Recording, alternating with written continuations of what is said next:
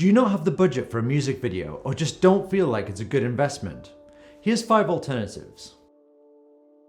We've worked with so many artists who are either signed to a major label or releasing independently, invest huge amounts of money into a music video, and they don't always convert to high returns. To get high returns on a music video, you either need to already be an established artist, have a music video that has the potential or does actually go viral, or have an influencer in your video where people are going to search for that influencer first and then end up watching your music video. These things will allow your music video to get additional exposure above what you already would have got from pushing your music on social media or just through people listening on Spotify. If your music video only acts as a complementary piece of content for those who've already known you as an artist or heard your track, then it's not a good return on investment, especially from a marketing perspective. As you know, if you're a subscriber on this channel, we're not a big advocate for emerging artists to get music videos. The amount that they cost so much that you don't gain new fans from it. If you took that money and invested it in other places, then you will get a better return on investment. Yes, major established artists can get a return on investment in their music videos because their music gets pushed out by the YouTube algorithm. So if you're listening to one artist, then you will get suggested other artists' music videos when they are established. But it doesn't work like this for emerging artists. It does work like this on Spotify in terms of Discover Weekly playlists. So here's our 5 alternatives to a music video which will get you good return on investment. And all of these points, to be honest, are coming from the perspective of trying to get the YouTube algorithm to push out your music video. That's when your music will go out to a wider audience and come up in the suggested or even up next, and it gets automatically played after another artist's track. The first one is some form of vlog or piece of content. You see, the YouTube algorithm works by titles and thumbnails. The title is everything, and if you can get people to click, then that means it will get pushed out by more people. So if you can create a vlog which has your track in the background and it has some kind of clickbait title, and when we say clickbait, it has bad connotations. It means you are lying. But what I mean by clickbait is something that people want to click. The content has what you have in the title in the content, it's in the video, but it is something that's going to attract people to watch. So if you look at tabloid newspapers, take a look at what their titles are. Look at what the headlines are, because they want you to buy the newspaper. They've got about 5 to 6 words to persuade you to buy that newspaper. Think about that when you are titling your vlog. So you could create a vlog from the last 2 weeks of the band, and all it has to be is shot on an iPhone and something happens in that vlog, and you can use it as a title, such as "I can't believe our guitarist did this." Then people will click the video and they will want to see what happens, and perhaps the thumbnail has a picture of a crashed car in it or a smashed up guitar, something that is going to make people click. And when they do click, you deliver good content that is the length of your track and it's had your track in the background.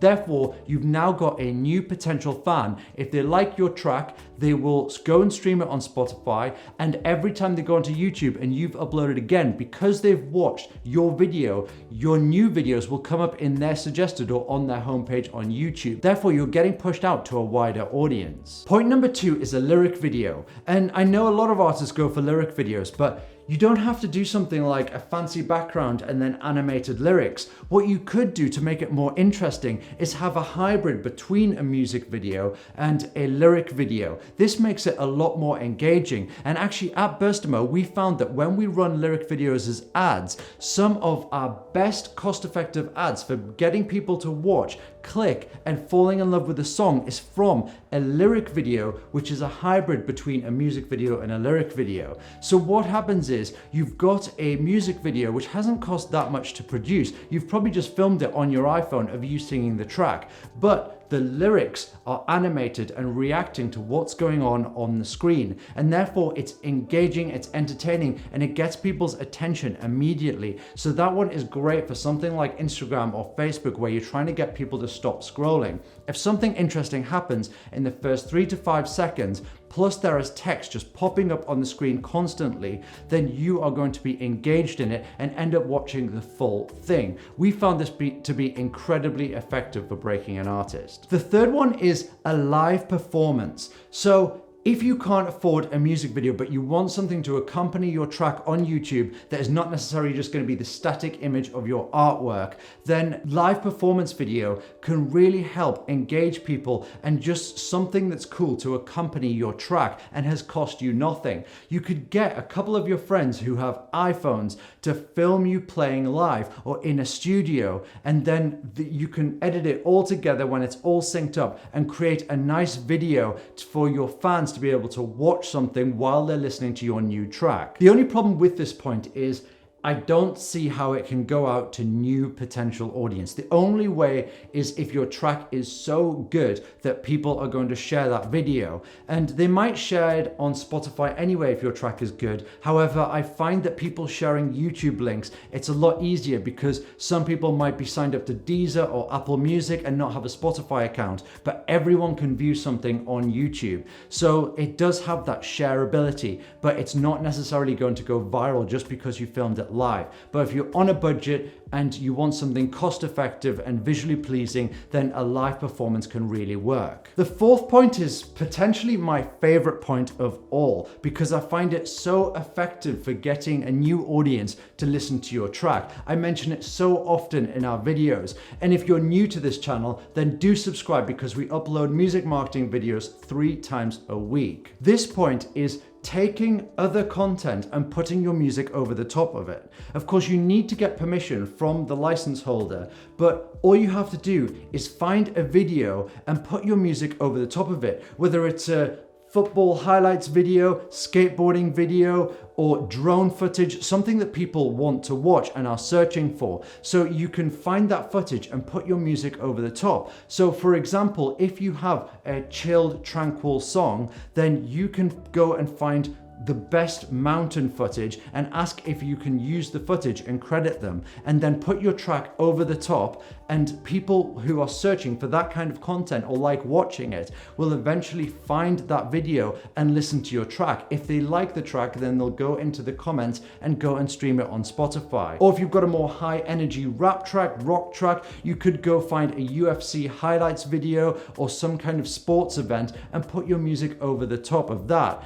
You'll find that YouTube pushes out this kind of content. You don't necessarily title it the title of your artist title and the track title. Again, you need to have the title of something that people are searching for, and then they will hear your track. It's better than any kind of radio play. Everyone wants to get played on BBC Radio 1 here in the UK, but the potential audience there to be able to get an organic audience listening to your track inadvertently is better than any kind of sync deal, radio play, Spotify playlist. It is incredible how far your music can go with this kind of tactics. And the final point, number 5, ties in really nicely, which is allow someone else to use your track. So reach out to content creators, people who go out there and create amazing videos. Find videographers and say, hey, I'm going to give you my track license free to use in any of your videos, and just keep pushing it out there. Go to big YouTube channels who might feature your track in the background and say, you can use my track royalty free. And we've already done a full video on this,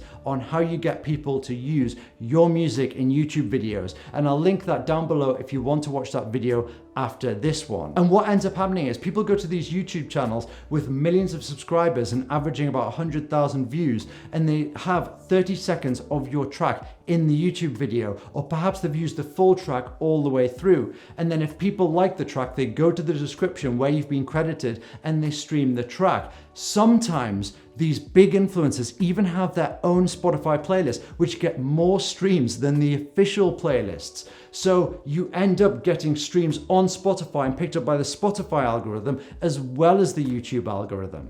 I hope you found this video useful. If you have, give it a thumbs up. If you want to see more music marketing videos like this, subscribe, and we'll see you in the next video.